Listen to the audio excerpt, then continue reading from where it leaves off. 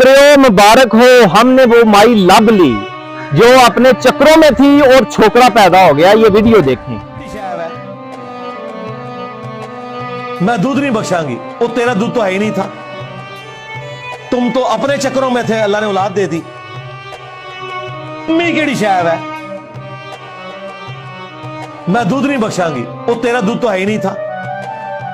तुम तो अपने चक्रों में थे, अल्लाह ने औलाद दे दी। देखिए आपने ये वीडियो, मैं किसी की माँ को तनकीद नहीं कर रहा, लेकिन ये हर किसी की माँ को ये कहता है माँ तो शय ही कोई नहीं। इसको तो माँ के रुतबे का, माँ के इसको मकाम का ही नहीं पता।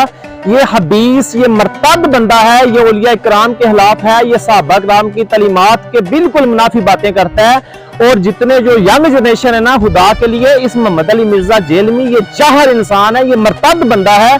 इसका जो ये मर्तद इसको कहते हैं जो भटक जाए, जो हर एक फिका से, हर एक राह से, हर जो शरीयत के बिल्कुल मुनाफी जा रहा हो।